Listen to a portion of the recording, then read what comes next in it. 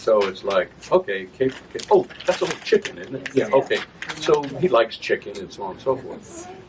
But really, what Shakespeare is saying to his audience there is that capon was something that typically you took to a judge as a bribe. So that's not quite in there, but his audience would have known. Oh, they're talking about the judge that's taking bribes. So I say here, the judge in belly rendered plump by bribers' meats. Mm-hmm. Yeah. Okay? So that's what I'm up to. All right. This is sort of a family affair. I say that because my daughter and my son-in-law are here, and they're going to do a little scene for us. A couple of little scenes. My wife is here, my granddaughter is here, and my adopted son is here because my son in Chicago couldn't be here. So, John Vanback, whom we'll hear from in a few moments. So I'm going to dive right into Much Ado About Nothing, and I'll set up the scene that Chesson and Brian are going to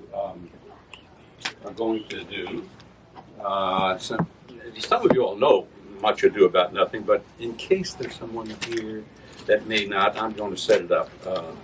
Okay. So,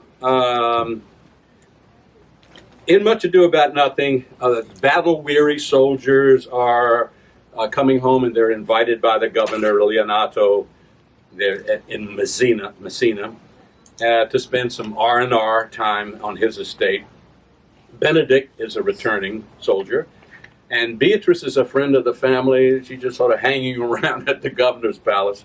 And the governor describes the relationship between Beatrice and Benedict as a merry war, okay? And it's got some history to it. So with that little introduction, the other thing is that Beatrice and Benedict have both sworn off marriage. I'll never get married. They may have had kind of a soured relationship in the past. There's a suggestion of that. But anyway, this is their first meeting in the play. It's early on in the play.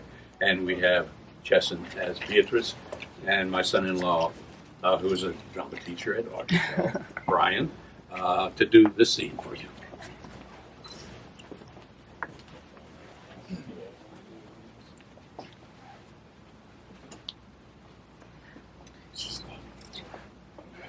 It is a wonder that your mouth still runs on, seeing that no one is listening. What on earth? It's Lady Disdain. Has no one killed you yet? Nor dead from starvation either, as long as Disdain has such a morsel as Benedict to munch on. Lady Courtesy her very self am I, till you make an appearance, then only do I resort to slamming doors and hurling insults, mostly at you. So you allow yourself to turn traitor to your own loving nature. Tisk, tisk. Strange that, except for you, all the women find their loving natures are urging them in my direction.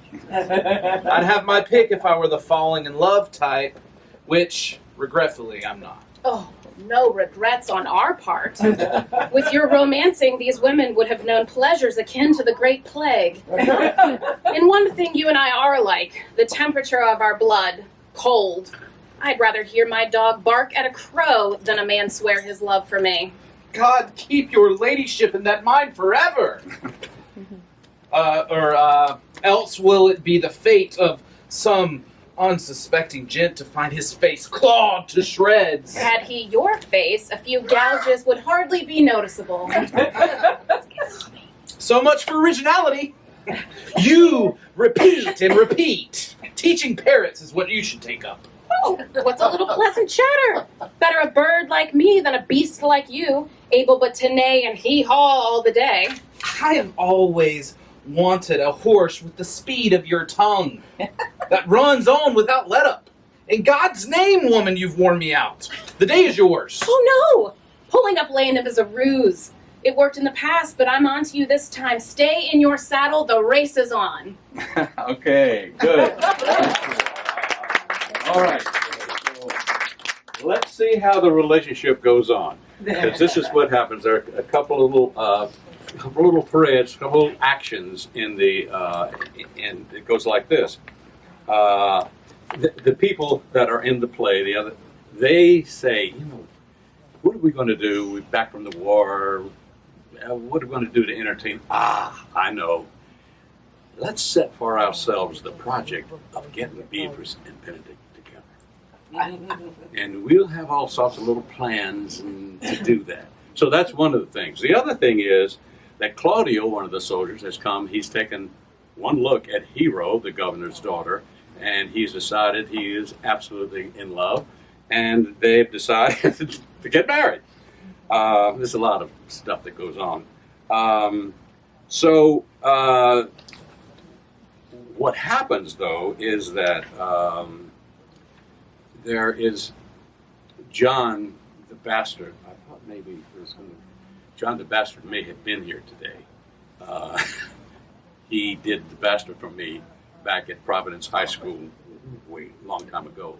And I was on email with him today, and I thought he was going to be here. Hey, John the Bastard! But maybe he'll stop in. Anyway, he's a troublemaker, and he wants to make everybody's life miserable. So when he hears about this marriage, he decides, there's some way I can mess this up. So he arranges with some of his comrades to mock up this little scene. I won't go into gory details, but what it does, it convinces Claudio, the husband-to-be, the groom-to-be, convinces him that his wife was misbehaving the very eve of the wedding. Convinces him. So Claudio decides, I'll get back at her. We will go through the ceremony. I'll go up to the altar, and I will renounce her at the altar. So that's what's happened. And he comes up there and he calls her all sorts of nasty names, and he calls on John the Bastard to back him up as far as what kind of a terrible person this Hero is. And Hero faints, dead. And Claudio walks off like that. So when he's out of the scene and everybody's like, oh my God, and Hero finally, she comes to. They decide that they are going to put out the word that Hero actually died as a result of this trauma. And Beatrice and Benedict are there. And so something terrible has happened here, that even if she hadn't died, she was really abused by this Claudio. So Beatrice and Benedict, Shakespeare has a wonderful sense of humor. These are comedies. He decides during this chaotic moment where our emotions are running high, suddenly Beatrice and Benedict discover that they're meant for each other. Okay, so that's this scene right here.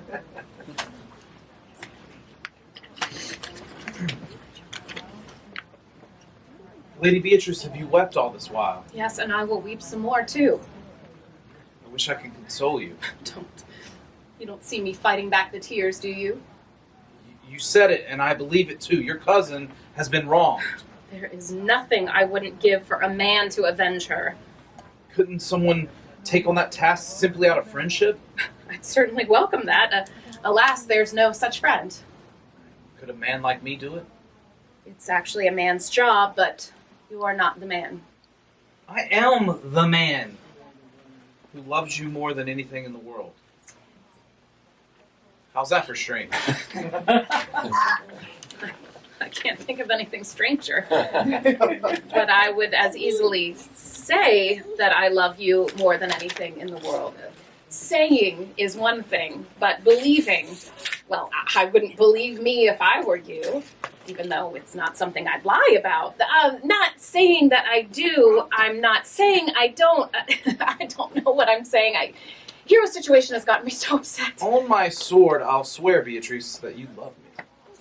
Take an oath on your sword? Careful you don't have to go back and eat it. The only person eating my sword will be the man who says I don't love you. Not your sword, silly, your oath. Eating the words of your oath. Not even with the most tempting sauce. So, hear them again. I love you. Well, then God forgive me. Forgive you for what, sweet Beatrice? For waiting till you said it first. I was just about to protest it myself. Then protest it! Or just say it, but do it with all your heart. I love you with so much of my heart that none is left to protest anything. Come, prove me. Ask me to do something and I will do it. Kill Claudio. Oh! Not for the wide world. Your refusal kills me instead. Farewell. Now, wait, Beatrice, wait. You restrain me, but I've already left. You might as well let me go since you don't love me. Beatrice. By God, get out of my way. Not till we agree to be friends. You're presumptuous. I can only count him a friend whose enemies are the same as my own. And Claudio is your enemy.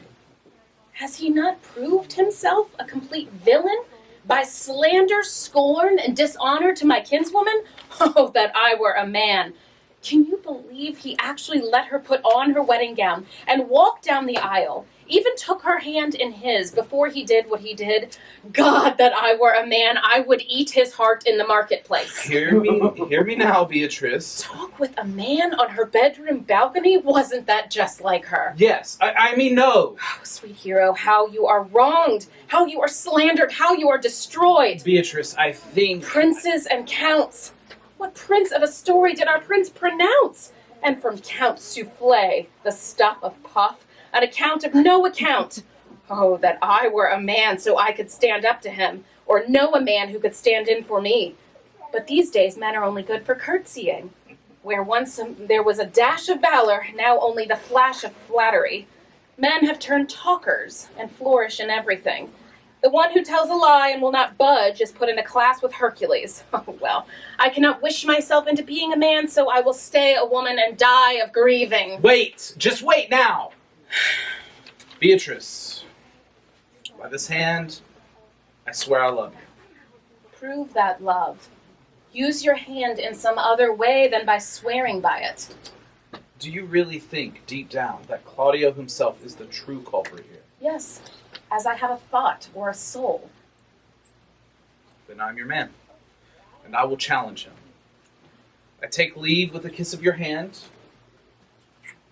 and I swear this time by your hand that he shall pay dearly for his deed. May good report of me echo in your thoughts. Go, comfort your cousin. I must get word out that she is dead. So farewell. Okay.